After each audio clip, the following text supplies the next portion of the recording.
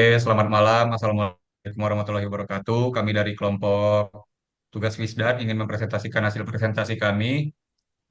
Di sini perkenalkan sebelumnya, nama saya Chelsea Deo, ada teman saya Ardelia, ada teman saya Anggun, ada teman saya Randy, dan ada teman saya Ror Aliana. Eh, next, next.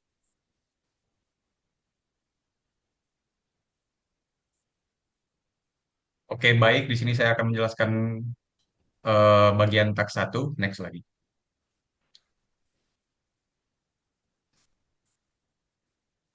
Jadi di sini ada kode untuk menampilkan data clean. Next, next. Oke, di sini kita bisa melihat ada tampilan kode dari bar chart yang dipanggil berdasarkan data yang sudah tertera. Di sini kita bisa melihat dari bar chartnya, dari kolom countries employment rate.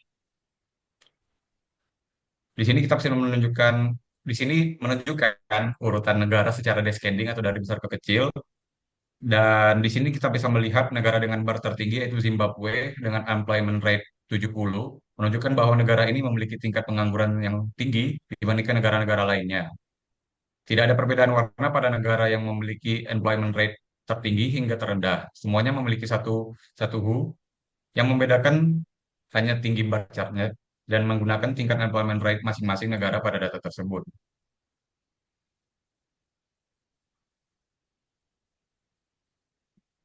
Di sini sudah tertera ya berdasarkan interpretasi sebelumnya.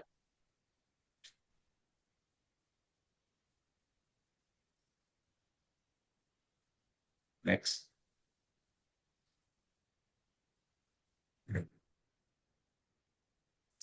Oke, di sini kita bisa melihat tampilan dari scatter plot. Next.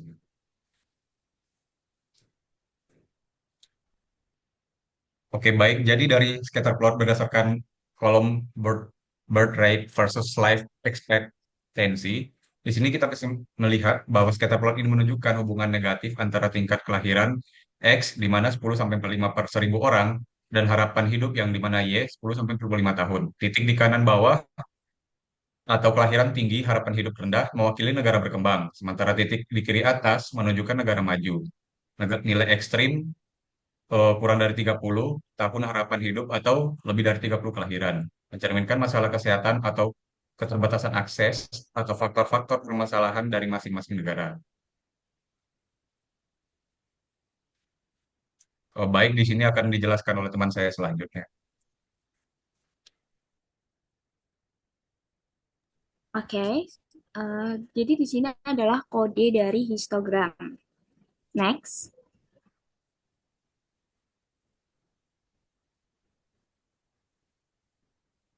Jadi ini adalah hasil dari visualisasinya dari kode yang sebelumnya.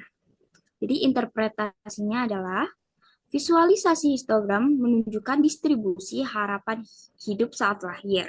Sebagian besar data berada dalam rentang 65 hingga 80 tahun dengan puncak distribusi sekitar 70 hingga 75 tahun. Distribusi ini menunjukkan bahwa mayoritas populasi dalam dataset memiliki harapan hidup yang relatif tinggi. Jadi sementara beberapa kelompok juga, memiliki juga harapan hidup yang lebih rendah, sekitar 30 sampai 50 tahun. Tapi pola distribusi ini tuh lebih condong ke kanan, seperti yang ada di gambar, karena mengidentifikasikan adanya kesenjangan dalam faktor sosial, ekonomi, dan kesehatan antar populasi. Next.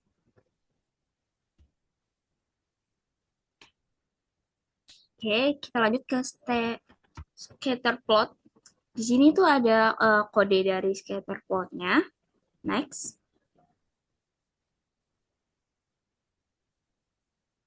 Nah, ini adalah hasil dari visualisasinya. Terlihat di sebelah kiri itu hasil visualisasinya. Jadi, interpretasi dari visualisasi ini tuh, jadi scatter plot ini menunjukkan hubungan negatif antara tingkat kelahiran yang tinggi, lebih besar 30 per 1000, dengan harapan hidup yang lebih rendah, kurang 60 tahun. Sementara di negara dengan kelahiran rendah, kurang dari 20, cenderung memiliki harapan hidup tinggi lebih dari 70 tahun.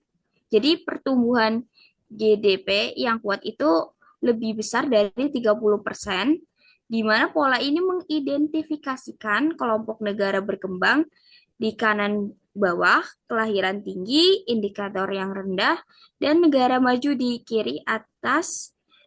Di kiri atas itu bagian yang kelahiran rendah, indikator tinggi, dengan beberapa outlier menunjukkan ekonomi berkembang pesat. Jadi meskipun berkembang pesat itu memiliki harapan kehidupan yang menengah. Next.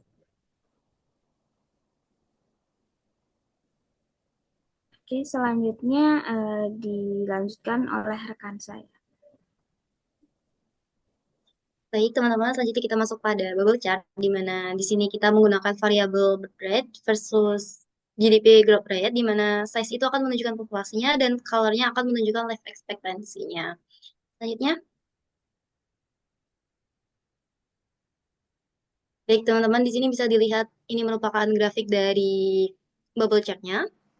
Nah, di sini bisa dilihat jika warnanya semakin gelap, itu akan menunjukkan bahwa semakin tinggi indikator tersebut, dan jika size-nya semakin besar, juga akan menunjukkan bahwa populasinya juga semakin besar.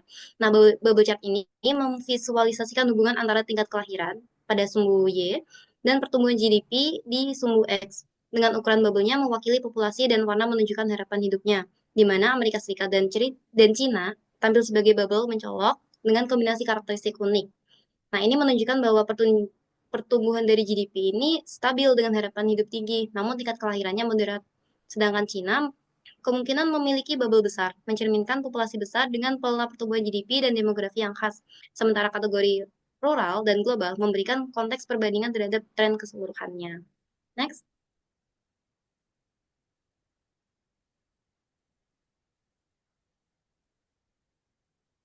Baik, itu tadi merupakan visualisasi dari bubble chart, dan sekarang kita akan masuk pada tree maps. Di sini akan memberikan perbandingan antara GDP, populasi, dan pengguna internet di negara-negara ASEAN. Next.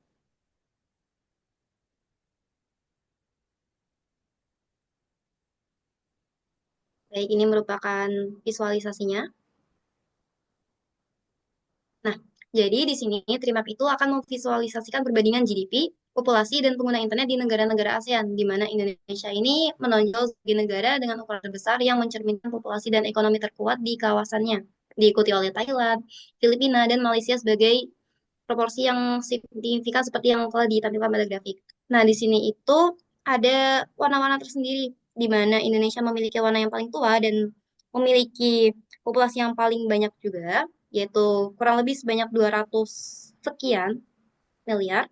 Dengan GDP itu ditujukan oleh ukurannya. Jadi semakin besar ukurannya atau kotakannya, size-nya itu akan menunjukkan bahwa GDP-nya juga semakin besar. Begitu pula dengan populasinya, semakin tua warnanya akan menunjukkan bahwa populasinya juga semakin besar. Nah, di sini Singapura meskipun kecil secara geografisnya menunjukkan kepadatan ekonomi yang tinggi, dan negara seperti Kamboja serta Laos terlihat lebih kecil menandakan skala ekonomi dan digital yang masih berkembang dalam regional ASEAN. Baik, next. Selanjutnya akan dilanjutkan oleh rekan saya. Oke, terima kasih. Jadi untuk selanjutnya ada task 2 di mana kita membuat visualisasi data dengan terlebih dahulu melakukan penurunan ataupun transformasi dari atribut datanya. Bisa di next?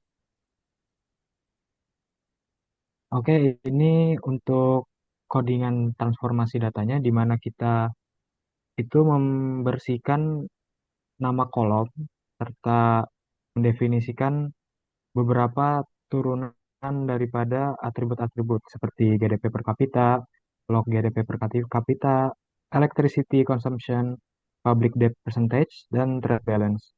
Kita juga mendefinisikan GDP kategoris. Bisa di next? Nah, ini untuk pertama yaitu ada scatter plot, yaitu scatter plot hubungan kekuatan digital dan tenaga kerja. Codingannya bisa dilihat. Next.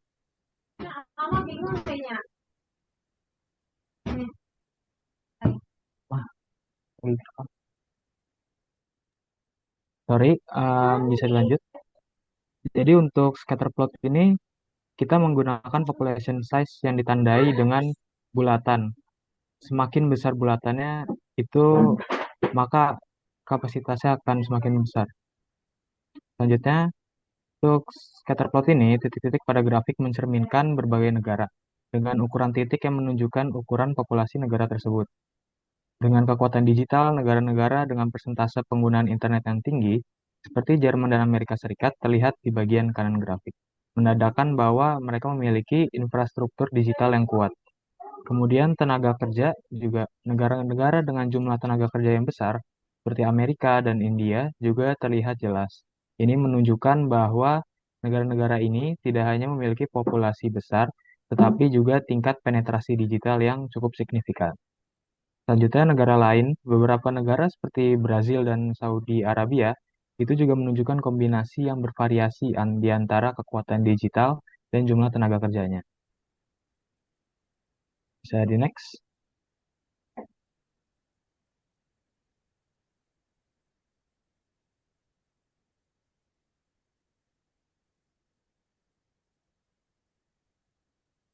Selanjutnya, untuk visualisasi scatter plot ini menunjukkan hubungan antara kekuatan digital diukur sebagai persentase pengguna internet dan tenaga kerja yang dinyatakan dalam jumlah tenaga kerja per negaranya.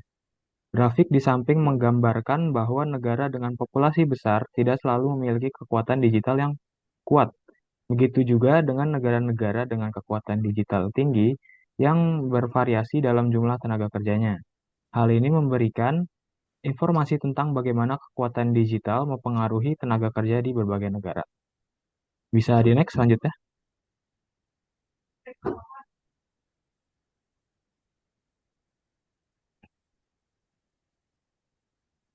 Selanjutnya kita ada radar chart, yaitu radar chart perbandingan kemampuan nasional negara berdasarkan variabel tertentu.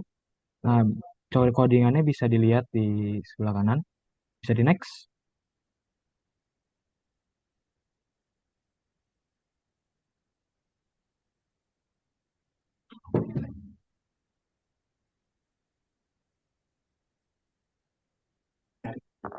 Selanjutnya, ini adalah bentuk visualisasinya.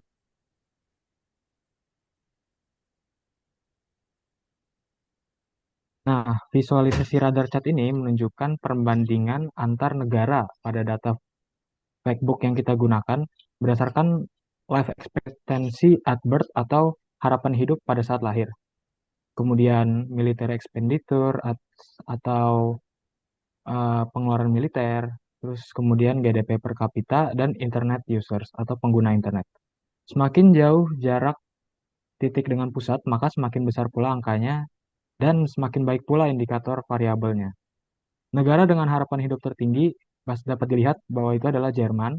Kemudian Amerika Serikat memiliki pengeluaran militer yang jauh lebih tinggi dibandingkan negara lainnya.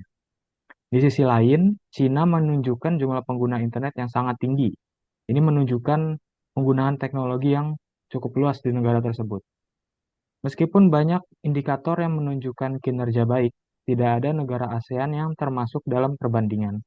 Ini menunjukkan bahwa negara-negara tersebut mungkin memiliki fokus berbeda dalam pembangunan dan kebijakan ekonomi. Bisa di next.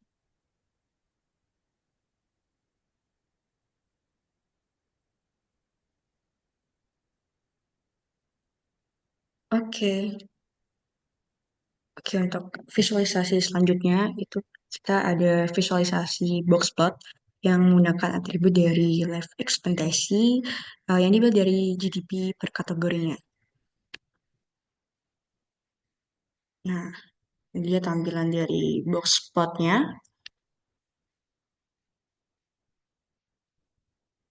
Nah, untuk interpretasinya sendiri, jadi visualisasi box plot ini menunjukkan antara kategori GDP dengan harapan hidup saat kita lahir. Nah, negara dengan kategori GDP tinggi itu memiliki rentang harapan hidup sendiri dia lebih sempit dengan median yang tinggi. Nah, untuk tahunnya sendiri itu sekitar 80 tahun. Nah, hal ini menunjukkan bahwa negara dengan ekonomi kuat cenderung memiliki sistem kesehatan serta kesejahteraan yang baik. Kemudian, negara dengan kategori GDP menengah memiliki rentang yang lebih luas dengan beberapa outlier di bawah 50 tahun. Atau mungkin bisa dilihat pada gambar di samping itu yang berwarna biru. Nah, menunjukkan adanya variasi dalam kualitas hidup di kelompok ini. Sementara itu, negara dengan kategori GDP rendah yang memiliki box plot warna merah memiliki distribusi harapan hidup yang bervariasi dengan median lebih rendah dibanding kategori lainnya, serta rentang yang lebih luas dari sekitar 35 hingga 75 tahun. Hal ini menunjukkan bahwa negara dengan GDP rendah cenderung memiliki tingkat kesejahteraan yang lebih tidak merata, yang berdampak pada harapan hidup yang lebih rendah bagi sebagian populasi. Oke, kita lanjut ke visualisasi berikutnya, yaitu dari bar chart. Kita ambil dari jumlah dari negara yang diambil dari beberapa GDP, kategori GDP-nya, dan berikut kodingannya. Dan berikut tampilan visualisasinya dari bar chart. Kita kategorikan menjadi 3 kategori, yaitu low, medium, dan high sendiri. Oke, kita lanjut ke interpretasinya. Nah, visualisasi bar chart ini menunjukkan distribusi jumlah negara berdasarkan kategori GDP. Kategori GDP rendah memiliki jumlah negara terbanyak. Bisa kita lihat sendiri di chart di bar yang warna merah, yaitu sekitar 100 negara yang memiliki kategori low. Nah, hal ini menunjukkan bahwa sebagian besar negara di dunia masih berada di dalam kategori ekonomi rendah. Sementara itu, kategori GDP menengah memiliki jumlah negara yang lebih sedikit, sekitar setengah dari kategori GDP rendah. Kategori GDP tinggi memiliki jumlah negara yang paling sedikit, menunjukkan bahwa hanya sebagian kecil negara yang termasuk dalam kategori ekonomi yang kuat. Hal ini mencerminkan ketimpangan ekonomi global, di mana mayoritas negara masih berada dalam kategori ekonomi menengah ke bawah. Oke, kita lanjut ke pie chart. Itu distribusi dari berbagai macam GDP dari masing-masing negara. Berikut visualisasinya, dan kita lanjut ke interpretasinya. Nah, visualisasi dari pie chart ini menunjukkan distribusi kategori low GDP dengan proporsi 67,1%. Diikuti oleh kategori medium GDP sebesar 25,5%, sementara kategori high GDP memiliki jumlah paling sedikit yaitu 7,4%. Hal ini menunjukkan bahwa sebagian besar negara dalam dataset berada pada tingkat GDP yang lebih rendah, dengan hanya sebagian kecil yang memiliki GDP tinggi. Oke, bisa kita lihat persebarannya dalam pie chart-nya. Baik, untuk kesimpulan saya kembalikan ke moderator, Chelsea Dio. Terima kasih. Baik, akhirnya kita bisa sampai di kesimpulan. Jadi kesimpulannya, visualisasi data adalah alat yang sangat penting dalam analisis data, karena memungkinkan kita untuk melihat pola, tren, dan hubungan antar variabel dengan lebih mudah dibandingkan hanya menggunakan angka atau label. Berbagai jenis visualisasi data memiliki kelebihan dan kekurangannya masing-masing, tergantung pada tujuan dan jenis data yang dianalisis.